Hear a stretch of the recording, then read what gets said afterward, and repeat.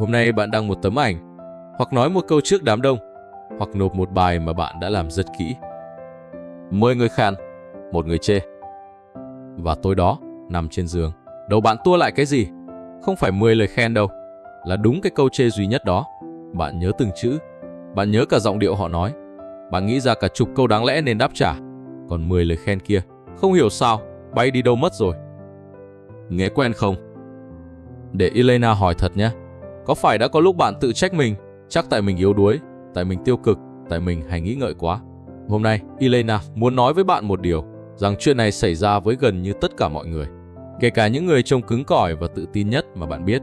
Và nó không phải lỗi của bạn, nó là cách bộ não bạn được lập trình từ rất lâu trước khi bạn được sinh ra. Cái hiện tượng một lời chê nặng hơn cả chục lời khen, các nhà tâm lý học gọi là thiên kiến tiêu cực. Nói đơn giản, cái xấu với bộ não con người luôn mạnh hơn cái tốt, mạnh hơn ở 3 chỗ. Nó được để ý nhanh hơn, nó được xử lý sâu hơn, và nó được nhớ lâu hơn. Nhưng nói vậy thì mới chỉ là gọi tên. Elena muốn bóc từng lớp cho bạn thấy tại sao. Vì hiểu được cơ chế đằng sau mới là thứ thật sự làm bạn nhẹ đi, chứ không phải nghe ai đó bảo đừng để ý nữa. Lớp thứ nhất, hãy quay về thời tổ tiên của chúng ta, sống giữa rừng. Hãy tưởng tượng có một người tổ tiên bỏ lỡ một tín hiệu tốt. Ví dụ, anh ta không nhận ra bụi cây bên kia có quả chín ngọt. Cái giá là gì? Anh ta hơi đói một chút, bữa đó kém vui một chút. Vậy thôi. Bây giờ, tưởng tượng anh ta bỏ lỡ một tín hiệu xấu. Anh ta không nhận ra tiếng sột soạt trong bụi cỏ là một con thú dữ. Cái giá là gì? Là mạng sống, là hết. Bạn thấy sự khác nhau chưa? Bỏ lỡ điều tốt thì mất một cơ hội, bỏ lỡ điều xấu thì mất tất cả. Nên qua hàng trăm nghìn năm, những bộ não sống sót và truyền lại gen cho chúng ta là những bộ não cực kỳ nhạy với cái xấu. Bộ não của bạn hôm nay không được thiết kế để làm bạn hạnh phúc, nó được thiết kế để giữ bạn sống sót. Và với một cỗ máy sống sót, một mối đe dọa luôn quan trọng hơn một phần thưởng. Lời chê với phần não cổ xưa đó không được xếp vào loại phần thưởng, nó bị xếp vào loại đe dọa, và đe dọa thì luôn được ưu tiên. Lớp thứ hai, sâu hơn một chút, là cách lời chê được ghi vào trí nhớ. Khi một điều gì đó bị não đánh dấu là nguy hiểm, nó được gắn thêm rất nhiều nhãn cảm xúc.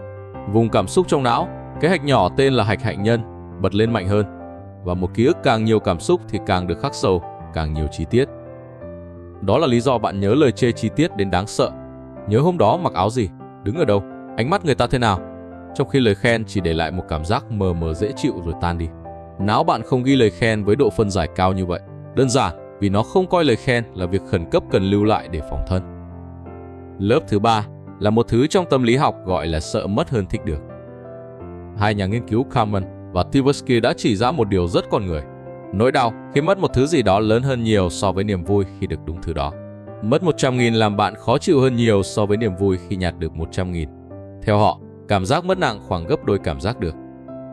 Giờ áp vào lời khen và lời chê. Lời khen là bạn được thêm, được công nhận thêm một chút, được an toàn thêm một chút trong mắt người khác. Còn lời chê, não bạn không đọc nó là không được khen. Nó đọc đây là mất mát, mất đi hình ảnh đẹp, mất đi chỗ đứng, mất đi sự an toàn. Mà một cái mất thì nặng gấp đôi một cái được. Vậy nên về mặt cảm xúc, một lời chê không cân với một lời khen, nó cân với 2 hoặc hơn. Bây giờ đến lớp thứ tư, và đây là lớp Elena muốn bạn dừng lại lâu một chút, vì nó giải thích tại sao chuyện này đau đến vậy khi lời chê đến từ con người. Con người là một loài sống bầy đàn. Suốt phần lớn lịch sử, một cá thể bị tách khỏi nhóm là một cá thể sắp chết. Không có nhóm thì không có thức ăn chia sẻ, không có ai canh gác lúc ngủ, không có ai bảo vệ. Bị cả bộ lạc quay lưng gần như là một bản án tử. Vì thế, não chúng ta tiến hóa để cực kỳ sợ một thứ, đó là bị người khác đánh giá thấp. Một lời chê về bản chất là một tín hiệu rằng trong mắt người khác, bạn đang tụt hạng. Và phần não cổ xưa không phân biệt được giữa bị một người lạ chê trên mạng với bị cả bộ lạc ruồng bỏ. Nó chỉ thấy nguy hiểm và nó bật báo động. Có những nghiên cứu về cái gọi là nỗi đau xã hội cho thấy khi con người bị từ chối, bị loại ra khỏi một nhóm, vùng não sáng lên lại trùng với vùng xử lý đau thể chất. Nói cách khác, với bộ não bạn, bị chê, bị chối bỏ không chỉ là buồn, nó gần với đau thật. Đó là lý do một câu nói, chỉ là mấy con chữ thôi, lại có thể làm bạn quặn lên như vừa bị ai đó đẩy ngã. Và còn một lớp cuối, lớp thứ 5, trả lời cho nửa còn lại của câu hỏi. Không chỉ là vì sao lời chê bám lâu, mà còn vì sao lời khen trượt đi nhanh đến thế. Có một hiện tượng tâm lý mang tên một nhà nghiên cứu, gọi là hiệu ứng việc chưa hoàn thành. Bộ não bám rất dài vào những việc còn dang dở, còn chưa được giải quyết, và buông rất nhanh những việc đã xong, đã khép lại. Lời khen thường thì hợp với hình ảnh mà bạn muốn tin về bản thân, nên não tiếp nhận nó, gật đầu, đúng rồi, rồi đóng hồ sơ lại. Xong, không có gì để xử lý thêm. Còn lời chê thì mâu thuẫn với hình ảnh đó. Nó tạo ra một câu hỏi chưa có lời đáp. Liệu họ nói có đúng không? Mình có thật sự tệ vậy không? Mình nên làm gì? Và vì câu hỏi đó còn để ngỏ, não giữ nó ở trạng thái mở, nhai đi nhai lại, mang ra giữa đêm để xử lý tiếp. Lời khen được đóng lại, lời chê thì cứ để đèn sáng. Gộp 5 lớp đó lại, bạn sẽ thấy một bức tranh rất rõ. Lời chê được để ý nhanh hơn, ghi sâu hơn, tính nặng gấp đôi, chạm vào nỗi sợ sinh tồn cổ xưa nhất và không bao giờ được đóng lại. Còn lời khen thì nhẹ, mờ và bị quên gần như ngay lập tức. Vậy nên Elena muốn nói thẳng với bạn điều này. Bạn không hề yếu đuối, bạn không hề tiêu cực một cách bất thường. Bạn chỉ đang chạy một phần mềm sinh tồn được viết cho một thế giới đầy thú dữ và bộ lạc, trong khi bạn đang sống ở một thế giới của bình luận, tin nhắn và những lời nhận xét vu vơ. Cái máy báo khói trong đầu bạn vẫn tốt, vấn đề là nó đang reo lên giữa một căn phòng không có lửa. Nhưng có một chỗ này mới là chỗ thật sự nguy hiểm, và Elena muốn bạn nghe cho kỹ. Vấn đề lớn nhất không phải là lời chê làm bạn đau trong một tối. Vấn đề là vì lời chê được khắc sâu đến vậy, nó ở lại rất lâu. Lâu đến mức một lúc nào đó bạn không còn nhớ rõ ai đã nói câu đó nữa. Bạn chỉ còn nhớ chính câu nói, và rồi bạn bắt đầu tự nói nó với chính mình. Một đứa trẻ bị chê là chậm chạp năm nó 10 tuổi, 20 năm sau, mỗi lần làm sai một việc nhỏ, trong đầu lại vang lên đúng câu đó. Nhưng giờ không phải người kia nói nữa, giờ là chính nó tự nói với nó. Đó mới là cái giá đắt nhất của thiên kiến tiêu cực. Không phải là bạn nghe được lời chê, mà là bạn vô tình tuyển người chê đó vào sống trong đầu bạn và trả lương cho họ bằng sự bình yên của chính mình suốt nhiều năm. Người nói câu đó có khi đã quên từ lâu, có khi nói xong là họ đi ăn tối vui vẻ, còn bạn thì giữ lại, lặp lại và để nó trở thành giọng nói bên trong. Bây giờ, trước khi nói phải làm gì, Elena muốn công bằng một chút, vì nếu không, cái này lại thành một video kêu bạn hãy tích cực lên, mà bạn thì nghe đủ những câu đó rồi. Thiên kiến tiêu cực không phải là một căn bệnh cần chữa cho hết. Nó là thứ giữ tổ tiên bạn sống sót và đến giờ vẫn có ích. Nó giúp bạn học từ sai lầm. Nó giúp bạn nhận ra một lời góp ý thật lòng giữa một đống lời khen xã giao. Một người hoàn toàn miễn nhiễm với lời chê không phải người mạnh mẽ, mà là người không bao giờ tiến bộ được vì họ không nghe nổi sự thật. Nên kẻ thù ở đây không phải là sự nhạy cảm với lời chê. Kẻ thù là tỷ trọng sai. Là khi bạn để một lời chê vu vơ, vô căn cứ từ một người chẳng hiểu gì về bạn nặng ngang với một sự thật quan trọng. Mục tiêu không phải tắt cái máy báo khói đi. Mục tiêu chỉ là chỉnh lại độ nhạy của nó để nó kêu khi có lửa thật, chứ không phải kêu mỗi lần ai đó bật que diêm. Vậy chỉnh bằng cách nào? Đây là 5 cách và Elena sẽ nói luôn vì sao mỗi cách lại hoạt động, chứ không chỉ bảo bạn làm. Cách thứ nhất, gọi tên cơ chế ngay trong lúc bạn đang đau. Khi một lời chê vừa đánh trúng bạn, ngay lúc ngực thắt lại đó, hãy thầm nói trong đầu. Đây là cái máy báo khói đang kêu. Đây là thiên kiến tiêu cực, không phải sự thật về con người mình. Nghe có vẻ đơn giản đến mức vô lý, nhưng có cơ sở. Việc gọi tên một cảm xúc đang diễn ra thật sự làm dịu vùng cảm xúc trong não. Khi bạn chuyển từ đang chìm trong cảm giác sang gọi tên cảm giác, bạn kéo một phần hoạt động lên vùng lý trí và cường độ cơn đau giảm xuống. Bạn không cần phải đẩy cảm xúc đi, bạn chỉ cần dán nhãn cho nó. Chỉ riêng việc dán nhãn đã đủ để nó bớt làm chủ bạn. Cách thứ hai, cố tình giữ cho lời khen ở trạng thái mở lâu hơn.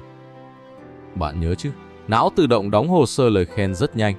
Vậy thì hãy làm ngược lại nó một cách có chủ đích. Lần tới có ai khen bạn một câu thật lòng, đừng gạt đi, đừng nói có gì đâu rồi cho qua. Hãy dừng lại 3 giây, nhắc lại câu đó trong đầu một lần, để ý xem trong người có cảm giác gì. Nếu được, ghi nó ra một chỗ nào đó, một cuốn sổ, một ghi chú trong điện thoại. Việc này không phải để tự huyễn hoặc cho sướng. Nó là cách bạn cưỡng lại đúng cái cơ chế đã làm lời khen trượt đi. Bạn đang buộc não giữ hồ sơ lời khen mở thêm một chút, đủ lâu để nó kịp được ghi sâu hơn một chút. Theo thời gian, bạn xây được một kho bằng chứng mà những hôm bị chê, bạn có thể mở ra đọc lại. Cách thứ ba, tách dữ liệu ra khỏi đòn đánh. Mỗi lời chê thường có 2 phần trộn lẫn vào nhau. Một phần là thông tin có ích, kiểu chỗ này em làm chưa ổn.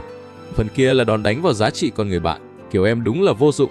Não, vì đang hoảng, gộp cả hai làm một và nuốt trọn. Việc của bạn là tách chúng ra. Hỏi một câu, trong cái câu vừa rồi, có mẩu thông tin nào thật sự giúp mình tốt lên không? Nếu có, nhặt đúng mẩu đó ra, giữ lại và vứt phần còn lại đi, kể cả cái giọng điệu khó nghe. Nếu không có mẩu nào ích lợi, thì cả câu đó chỉ là tiếng ồn, là cảm xúc của người nói, không phải thông tin về bạn. Một lời chê có thể đúng về một việc bạn làm, mà vẫn hoàn toàn sai về con người bạn là ai.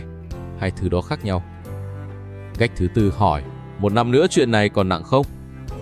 Não phản ứng với lời chê như thể có một con hổ đang đứng ngay trước mặt, ngay lúc này, cần xử lý gấp. Đó là cảm giác khẩn cấp giả.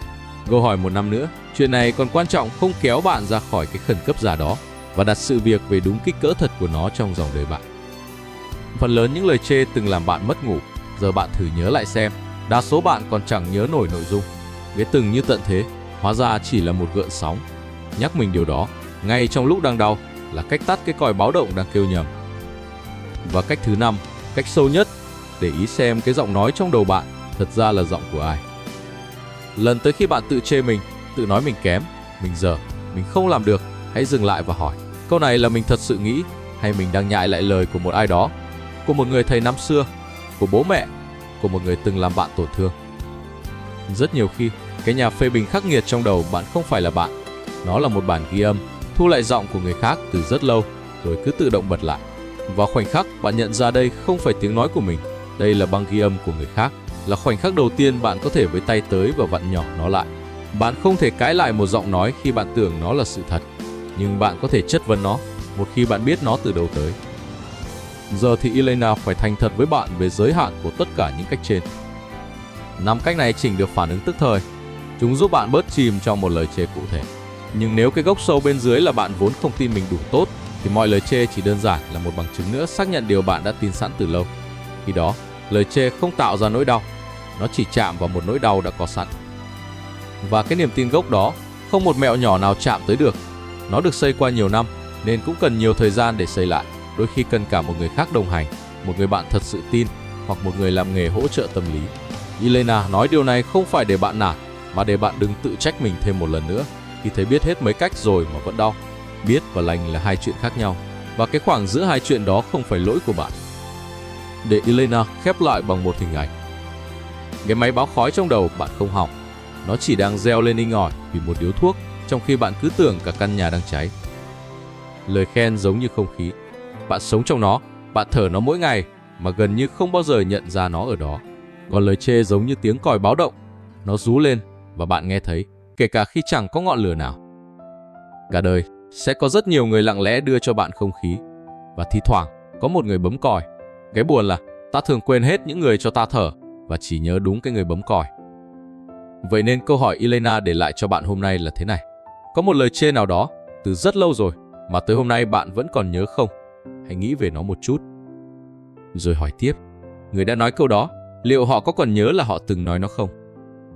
Nếu họ đã quên từ lâu, thì suốt bao nhiêu năm qua, người thật sự lặp lại câu nói đó với bạn mỗi ngày là ai?